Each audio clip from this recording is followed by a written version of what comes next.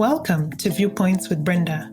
I'm your host, Brenda Ntambirwechi, and on this podcast, you'll hear plenty of conversations with African professionals, change makers, innovators, influencers, and entrepreneurs from all sectors.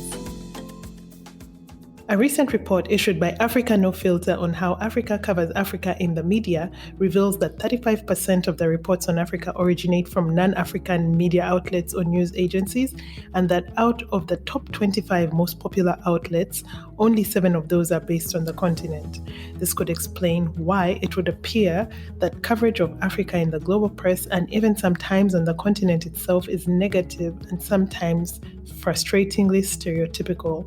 For some reason, there's just a coverage of Africa as a dark continent of unspeakable tragedies, which most of us know is not the case. These statistics obviously need to change, and this could happen if the negative stereotypical coverage of the continent is tackled, firstly, on the continent itself. On today's podcast, I chat with Raymond Mujuni, a journalist and current head of current affairs for the Nation Media Group in Uganda. He has 10 years experience covering sub-Saharan Africa with a focus on Kenya, Uganda, Rwanda, South Sudan, and the DRC. So Raymond, welcome to the podcast. Tell us a bit about yourself, your background, and how you got into media. Thank you so much. I've been practicing, for 10 years. I've always been passionate about reporting and storytelling, particularly from the local communities. So I was pursuing a degree in law, but I was very passionate about journalism, and that's how I wound up in a full-time employment in the newsroom. So I practiced a little bit with the Uganda Radio Network, which is a radio agency in Uganda that supplies news for all radio stations. And then eventually ended up at the New Vision, which is a state-owned paper. I was their first digital editor, sort of trying to figure out how the New Vision could transmit its news online, then through social media platforms. And after that, I wound up at the Nation Media Group, which is where I'm still at the moment, and currently heading their current affairs portfolio. It's quite illustrious, Raymond. So I'm going to get right into it. Why, in your view, do you think foreign media is so strong on the continent, and how can this change? So the strength of foreign media is largely driven by audience perceptions and consumption patterns. And even the kinds of media houses that we're talking about are really the legacy media houses. We're talking about the BBC, we're talking about The Guardian, Washington Post, and New York Times. Now, all through the years, the international press used to send what you call stringers to the African continent for the news stories that were developing on the continent. Initially, a lot of the news stories that were coming out of the continent, which were of interest to their audiences back at home, were stories on the level of trade that was happening between, for example, the Imperial British East African Company with the Ugandan companies, the Tanzanian companies, and the Kenyan companies. So you find a lot of writings in the New York Times, for example. You find a lot of writings in the Boston Globe, or even on The Guardian, talking about how Her Majesty's government was, through the years, executing the imperial agenda in Africa. Now, when Africa got its independence, a lot of international media then struggled to find a way to report the continent because they now didn't have an active presence on the continent in terms of their governments, but yet they had interests, business interests, which were by their own leaders back in the countries where they're coming from, but also interests from people who had formed connections in Africa. Now, the post-independent Africa was really a violent Africa. You had a lot of civil wars happening. Because of the civil wars that were happening, you had a breakdown in social services, and that breakdown in social services contributed to rise in diseases and the like.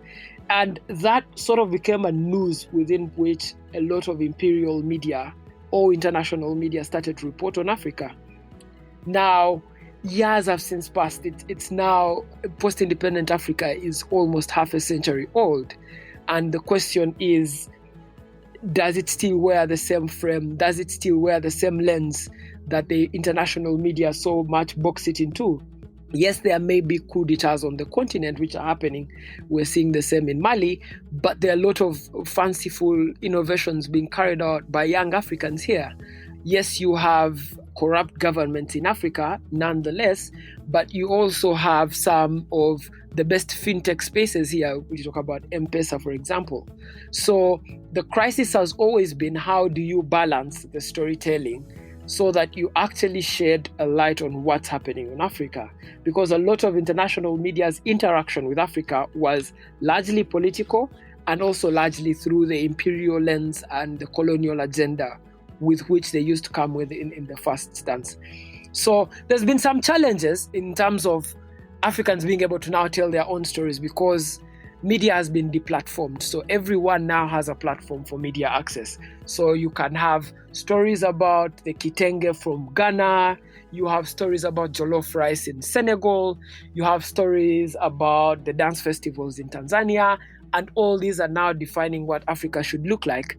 And a lot of international media houses are now starting to wake up to the fact that they might be getting Africa wrong, that they might to start report about Africa in positive light, because Africa has the fastest growing economies, Africa has the fastest growing populations, and very likely will contribute the biggest share of markets in the coming, say, 100 years. So that's really where we are at the moment. We are in that transit period, and it's really important that we have a conversation like the one we're having on the podcast now.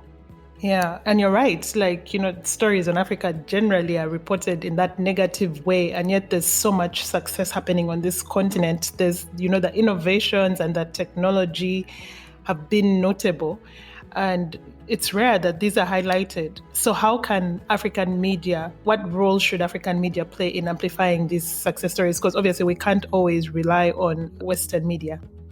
I think that the first role that the African media has at the moment is, how do you, in a sense of collectively, get the conscience of Africa? How do you determine what the conscience of the society is? How do people in communities perceive of themselves? Because a lot of reporting really is a struggle between how other people perceive communities and how those communities perceive of themselves. And currently, you have a lot of conversation happening about what's the conscience. Does the young African today see themselves as an African in a continent that's full of bloody conflict and civil wars? Or does that young African see themselves as a person now currently in an Africa of opportunity? And I think that the latter is the more prominent at the moment. So the traditional media in Africa, who are not many, by the way, the traditional media in Africa who have both the scale of resources and span in communities to be able to tell these stories, have to start by understanding what's the conscience of the African and be able to report that conscience.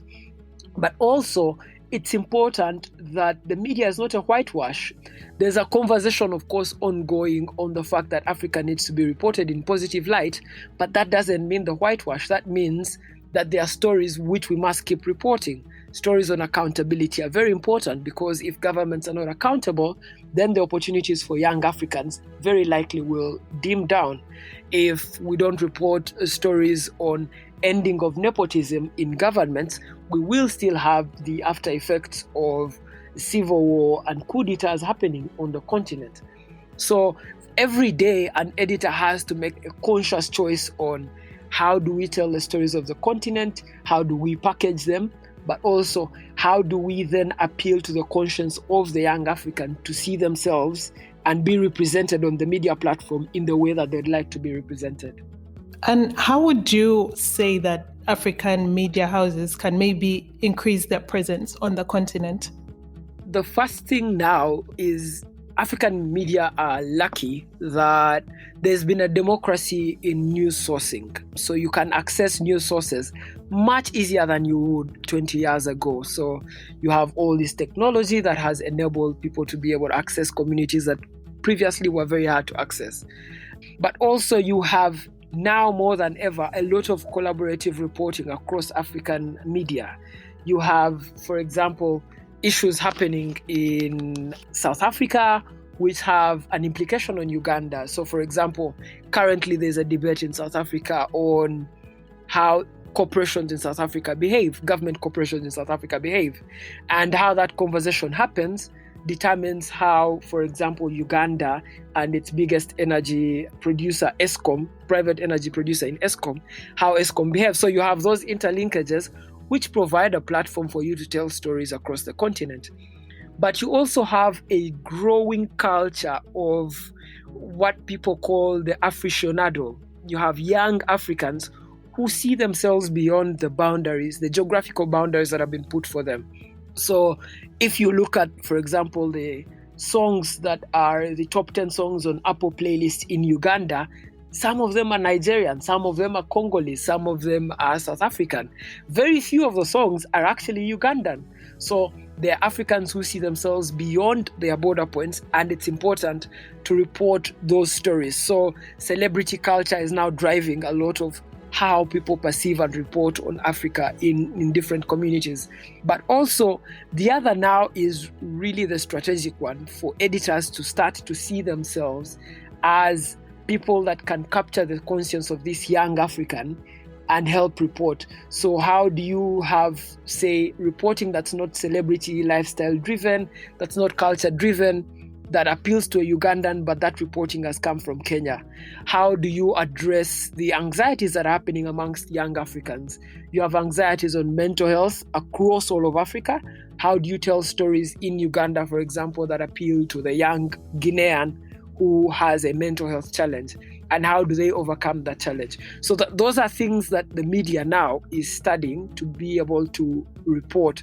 But it's also going to be a matter of scale. It's going to be a matter of business models. If you don't have money, you will not be able to do this reporting. So it also has to be addressing the business models that many African media houses operate in. If we move away from the advertising model, which forces media houses to report within their geographical boundaries, and adopt the content-driven perspective on approaching the market, then people who purchase content will become our audience. And that means you can democratize information all across the African continent. Shameless plug here, Nation.Africa has become the biggest online media for Africa. The Mail and Guardian used to be, but now it's Nation.Africa. And it was simple. Put up content on Nation.Africa as a platform that appeals to young Africans all across the globe. So if you are getting content producers onto the platform, you let them know that you're not tied down to geographical boundaries. But then again, these are conversations that are still happening at the moment. Yeah, actually, speaking about democratization of sourcing, related to that is obviously digitization and the fact that, digitization has always been big in media, but I feel like COVID-19 generally propelled it to another level. Do you find that there's a change in the way the news is being told globally or on the continent as a result of the pandemic? Have you seen any advantages on this fast road to digitization, and are there any constraints?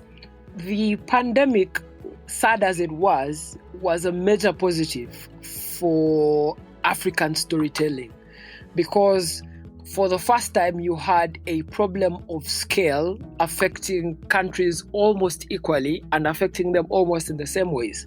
So if you talk about lockdowns affecting economies in Africa were affected almost the same. If the lockdowns were affecting the young Kenyan, they're affecting the young Ugandan as well, affecting the young Rwandan, and also affecting the young Tunisian in the same measure. So it allowed for people to share experiences from their countries, and that sort of democratized access to platforms. But COVID also exposed the very shaky nature that the business model of journalism in Africa was based on.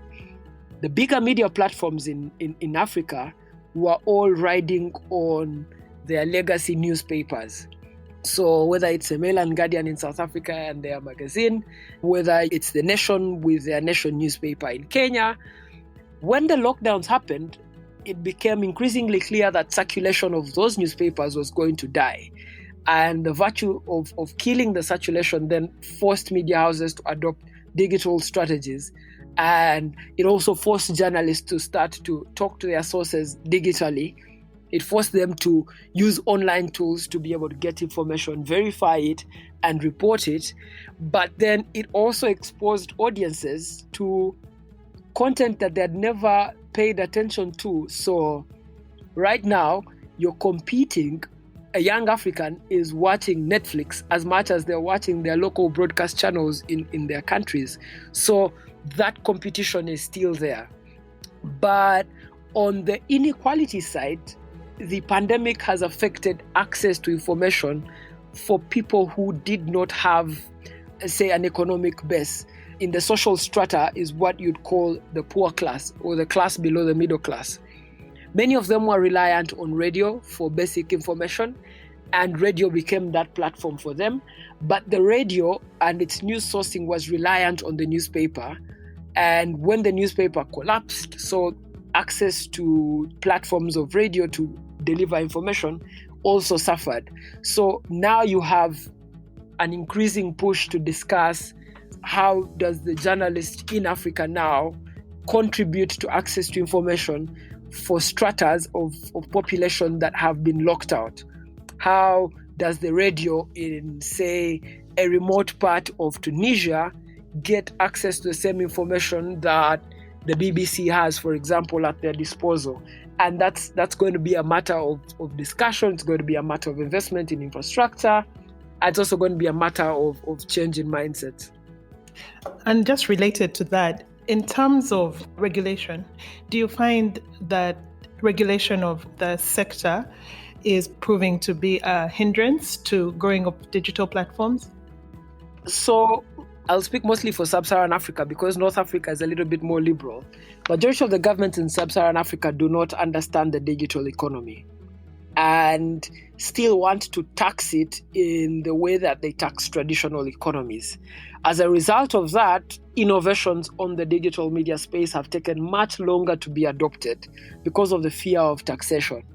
So whilst, for example, you'd have a platform in Uganda, say like the Daily Monitor, which is the biggest website for access for many Ugandans, the taxation model that government applies to the Daily Monitor website is almost similar to the one that they apply to the newspaper, and yet the website doesn't bring in as much revenue as the newspaper does. So you have a regulatory environment which is not catering to the ecosystem within which this digital transition is happening. I know that media houses across Africa are engaging with regulators.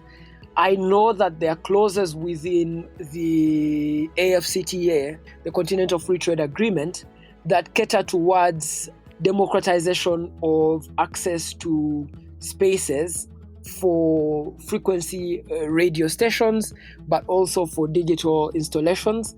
But like all conversations, it's a conversation that's starting because we are in the middle of a crisis. And because we're in the middle of a crisis, not many people are investing themselves in understanding the ecosystem as they are investing themselves in taxing that ecosystem, which is very likely going to kill it. So will the African media transition towards digital media in the next 10 years? I still have a feeling that the big media houses will be able to do that transition, but the critical audiences that require information that cannot monetize their access to information will be affected. So audiences that consume from the radio are going to be affected by this shift towards digital. And we then have to have conversations on how much mobile phone penetration is there, how many internet-enabled gadgets are there across different stratas in different parts of Africa. And that's a conversation that can go on for forever. Maybe just to give you examples, you have a space like Kenya, which would have about 20 million internet-enabled handsets.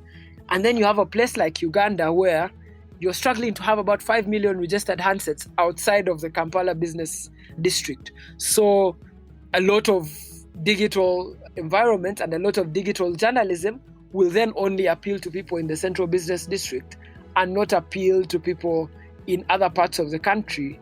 And journalism is a public good. So how do you balance those two competing interests?